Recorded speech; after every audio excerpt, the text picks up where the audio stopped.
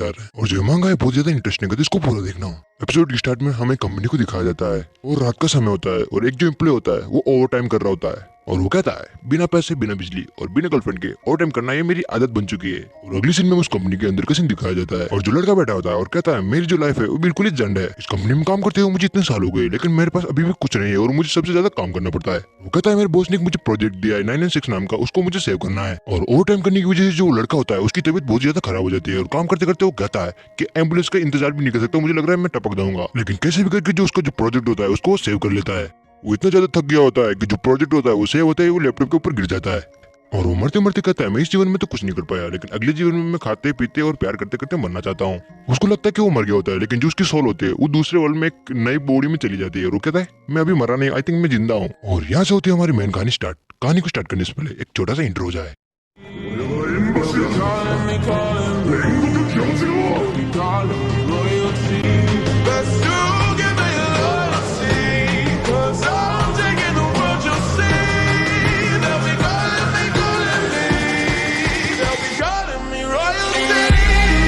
मैं आपको बता दूं जो आदमी होता है उसकी डेथ हो जाती है, उसकी जो सोल होती है वो किसी न्यू वर्ल्ड में किसी न्यू बॉडी में चली जाती है और जिस बॉडी में वो सोल आई होती है उस बॉडी को ले जाते हुए दिखाया जाता है। और अगले सीन में भी दिखाया जाता है कुछ लोग उसे लेके जा रहे होते हैं और वो कहता है कि ये आदमी सुंदर तो बहुत है।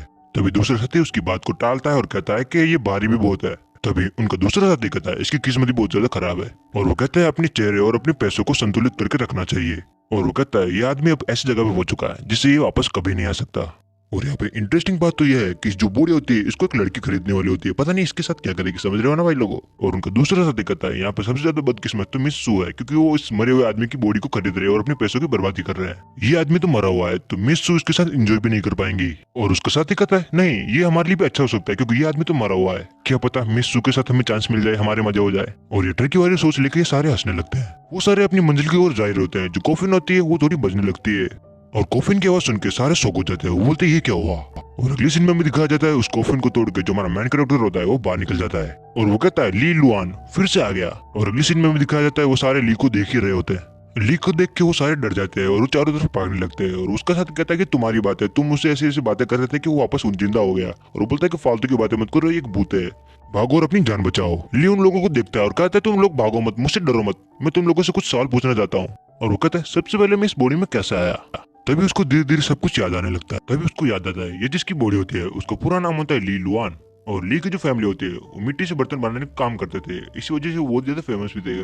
और उसकी जो फैमिली होती है वो बदनाम हो जाती है और अंत में उनकी मृत्यु हो जाती है, यानी वो मर जाते हैं। ली का परिवार जब मुसीबत में था तब जो परिवार यानी जो उनका दुश्मन परिवार था उन्होंने उसकी बहुत ज्यादा मदद की, उनको अच्छा अच्छा खाना खिलाया, उनको अच्छे कपड़े दिए। और उसी सीन में परिवार की सबसे बड़ी बेटी को दिखाया जाता है। और जब ना ली होता है उसकी बड़ी बेटी से शादी कर लेता है और ली के पिता दहेज के रूप में जो नुस्खा होता है मिट्टी के बर्तन बनाने का वो उनको दे देता है। उस फॉर्मूले को देने के कुछ दिनों के बाद जो अपना ली होता है वो बीमार हो जाता है। ली के पिता ने बहुत अच्छे डॉक्टर को दिखाया लेकिन सारे ने ना पाड़ दिया कि हम इनको नहीं बचा सकते, इस बीमारी का इलाज हमारे पास नहीं है। और इसी बीमारी की वजह से जो अपना ली होता है उसकी मौत हो जाती है। और 7 दिन से पहले जो अपना ली होता है उसको पहाड़ में दफनाने वाले होते हैं। और ली को सब कुछ याद आ जाता है। ली कहता है ये क्रॉसिंग है। जो ली होता है वो अपना चेहरा देखता है पानी में और कहता है यार मानना पड़ेगा ये आदमी है तो बहुत ज्यादा हैंडसम, लेकिन सू परिवार ने इतने ब्यूटीफुल आदमी को मारने की कोशिश क्यों की। और इतना सुंदर चेहरा देख के किसी का दिल कैसा हो सकता है किसी को मारने का। ली कहता है मैं वापस जाऊंगा लेकिन उससे पहले मैं नहा लेता हूँ और अपने आप को साफ कर लेता हूँ। और वो कहता है जाने के बाद जो सू फैमिली है उनको मैं तबाह कर दूंगा। और अगली सीन में दिखाया जाता है जो अपना ली होता है वो पिके बन के झाड़ियों की तरफ भागने लगता है। और आप जो सोच रहे हो झाड़ियों के पीछे वो काम नहीं होने वाला है, झाड़ियों के पीछे नदी होती है, इसी वजह से वो दौड़ के जाता है। और अगली सीन में दिखाया जाता है जो ली होता है उन झाड़ियों को साइड करके आगे निकलता है। तभी उसको कुछ कपड़े दिखते हैं और ली कहता है ये किसके कपड़े। और तभी ली की नजरें एक सुंदर दृश्य पे पड़ती है और वो देख के आपका दिल भी मचल सकता है। यार ये कितनी औसम है। यहाँ पे एक लड़की नहा रही होती है विदाउट क्लॉथ और ली उस नजारे का मजा ले रहा होता है। और तभी जो लड़की होती है वो ली को देख लेती है। वेल जो अपना ली होता है उस लड़की से कहता है तुमने मुझे ऐसे देखने की हिम्मत कैसे की। ली उससे कहता है मैं मानता हूँ कि मैं बहुत ज्यादा हैंडसम हूँ लेकिन तुम मुझे ऐसे देख रहे हो तो मुझे थोड़ी शर्म आ रही है और तुम कितनी बदमाश हो, तुम मुझे ऐसे देख रही हो और तुम मुझे ऐसे देख के मुझे ब्लैकमेल तो नहीं करने वाली ना। वो लड़की अपनी तलवार को ली के गले पे रखती है और कहते है कि तुम कितने बेशर्म हो, तुम्हें शर्म भी नहीं आ रही, मैंने तुम जैसे बेशर्म आदमी कभी भी नहीं देखा। वो लड़की कहते हैं मेरा नाम नींग है और अब मैं तुम्हें अपनी तलवार से मार दूंगी, तुमने मुझे ऐसे देखने की हिम्मत कैसे की। अगले सीन में ली को दिखाया जाता है। ली उस लड़की की बात सुन के हंसने लगता है और बोलता है अच्छा नींग नाम है तुम्हारा, तुम मुझे याद रहोगी। और फिर से जोर जोर से हंसने लगता है। नींग ली से कहती है बिना कपड़ों के बेशर्म आदमी, तो क्या तुम मुझे याद रखोगे, मैं तुम्हें अभी मार दूंगी। ली उसकी तलवार को रोकता है, उससे कहता है जब मैं आया था तब मैं जिंदा था और जो मैंने कपड़े पहने थे अगर तुम कपड़ों को को देख लो तो तुम डर जाओगी। और निंग कहते हैं तुम मुझे बातों में उलझाने की बात मत करो, मुझे बता कि तुम मुझे बातों में फंसा के एक खेल खेल रहे हो मेरे साथ। अगली सीन में दिखाया जाता है जो निंग होती है वो ली के कपड़ों को देखती है और कहती है भूत। तभी जो अपना ली होता है वो वहां से भाग जाता है और निंग कहती है यहाँ से चला गया। और तभी निंग की नजर ली पे पड़ती है और बोलती है हरामी भागना बंद करो तुम। और निंग चिल्लाते हुए कहते हैं कि मुझे विश्वास नहीं हो रहा तुमने मेरे साथ ऐसा कुछ कर लिया, लेकिन भागो, तुम कितना भाग सकते हो, मैं तुम्हें पकड़ ही लूंगी और तुम ज्यादा दूर नहीं जा सकते। अगली सीन में निंग के घर को दिखाया जाता है और उसकी मॉम डैड उसके साथ होते हैं और निंग की मॉम कहती है कि फेक डेड बॉडी क्या चल रहा है यहाँ पे। अगली सीन में निंग और उसके डैड को दिखाया जाता है। उसके जो डैड होता है वो कहता है कि तुम्हें चिंता करने की कोई जरूरत नहीं है और उसके डैड कहते हैं ये सारे लोग सिर्फ पैसा कमाने के लिए कुछ ना कुछ करते रहते हैं और तुम्हें चिंता करने की कोई जरूरत नहीं है, तुम्हारे साथ कुछ भी गलत नहीं होने वाला।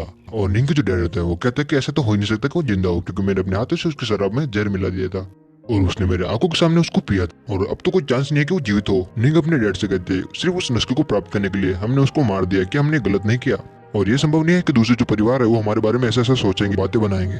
अगर हमसे ऐसा कोई पूछेगा तो हम कहेंगे हमने पूरी कोशिश की थी उनको बचाने की, लेकिन हम उन्हें नहीं बचा पाए और उसकी मौत की वजह उसकी किस्मत को ठहराएंगे। और अभी तक किसी को नहीं पता कि हमने उसको जहर दिया था और अगर किसी को पता होगा तो भी वो हमारे सामने खड़ा नहीं होने वाला और तुम्हें इस बारे में चिंता करने की कोई भी जरूरत नहीं। वो कहता है कि तुम्हें उनके बारे में सोचने की कोई जरूरत नहीं, तुम्हें पता है वो मर चुका है और हमारे सामने कोई भी खड़ा नहीं होने वाला, तो तुम्हें अपने काम पे ध्यान देना चाहिए। अगर तुम भूल गए हो तो मैं तुम्हें बता दूं हमारी एक प्रतियोगिता है और प्रतियोगिता कुछ ही दिनों में होने वाली है। मिट्टी के बर्तन बनाने की जो प्रतियोगिता है तुम्हें उस पर ध्यान देना चाहिए। मिट्टी के बर्तन बनाने की प्रतियोगिता में इस बार हमारा परिवार ही चैंपियन होना चाहिए और धीरे धीरे करके जो हमारा परिवार है उसको हम मास्टरपीस में बदल देंगे।